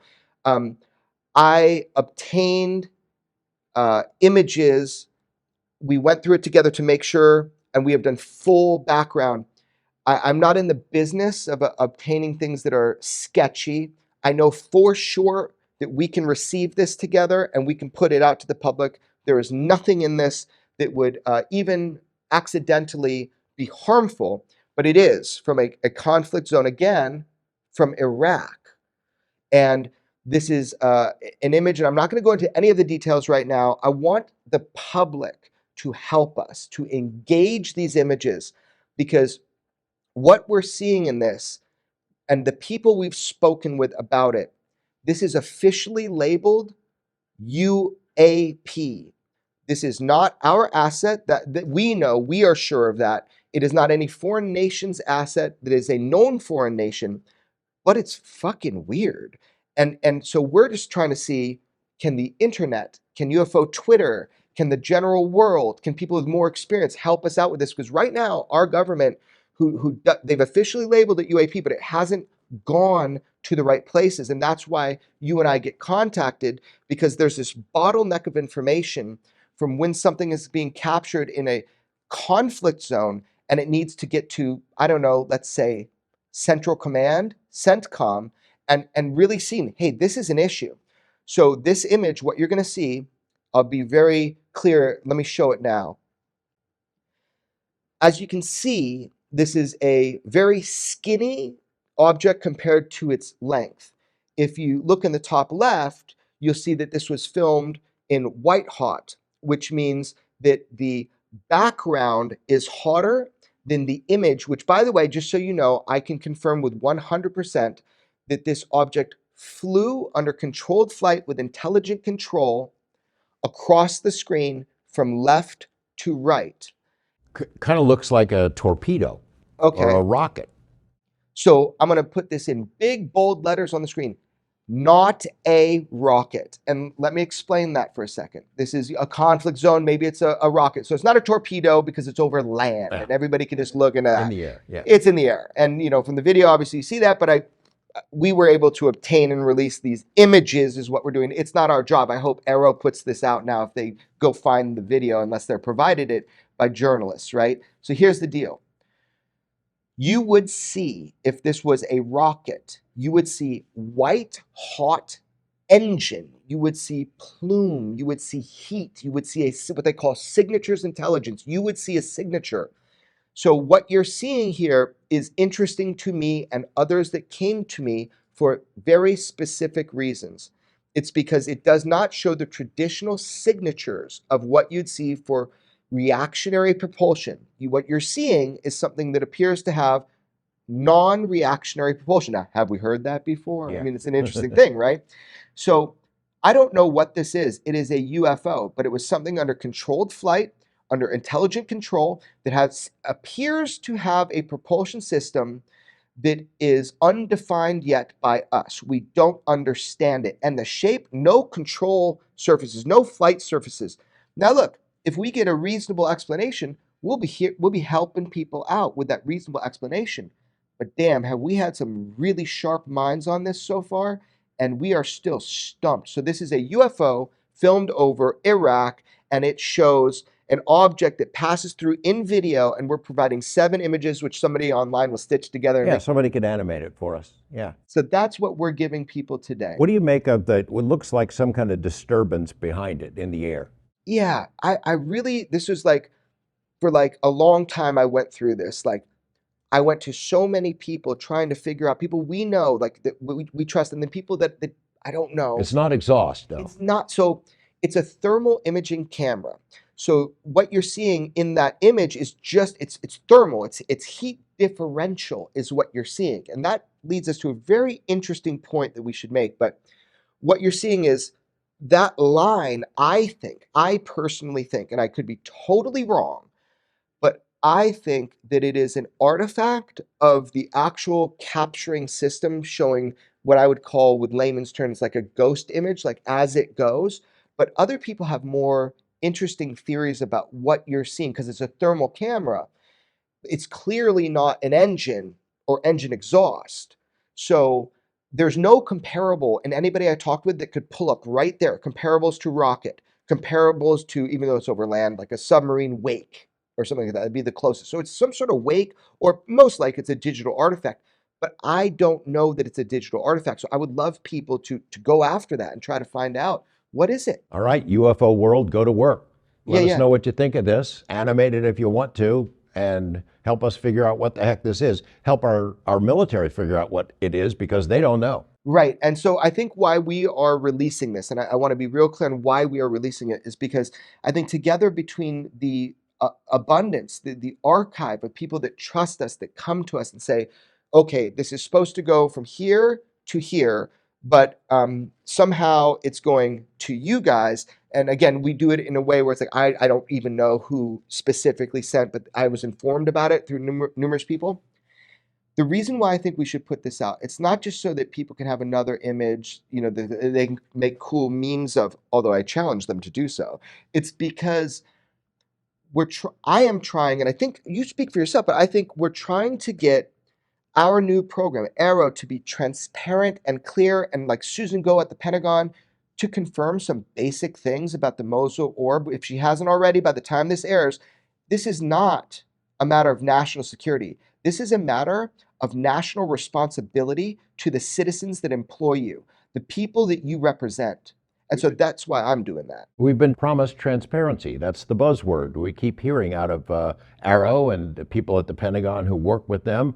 Let's see it. Let's see it in action. And we're going to provide these images now and hope people will take a look at them and help us figure out what they are, but also to encourage other people who are out there who've got something similar, who don't know quite what to do with it. We'll take a look at it if you want to. Oh, yeah, absolutely. We have an email. I don't remember, but I think it's like weaponizedpodcast@proton.me or something like that. It's on the website. But yeah, send away, baby. Send away. Anyway, George, thank you so much for revisiting Storm Area 51 right now. I got my flight suit pants. That's where in the desert. That was fun. I know it's been a hard few weeks, but man, I hope that everybody engages what we put out. Yeah, we're having fun. Oh, wait. Last question. Yeah. What the fuck is this sweatshirt? Franklin Yellow Jacket. My high school. My sister Kathy got me this shirt a while back. Franklin Yellow Jackets. That was my high school. Where was the high school? Stockton, California. I just never seen you in a sweatshirt, so it's very interesting. Anyway, thanks so much, man. I appreciate it.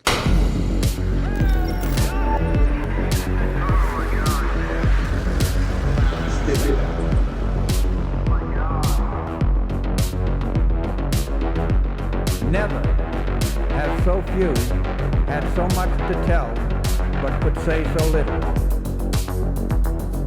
Follow and listen to Weaponized, a presentation of Jeremy Corbell, George Knapp, Dark Horse Entertainment, and Cadence 13 Studios. Available now for free on the Odyssey app or wherever you get your shows.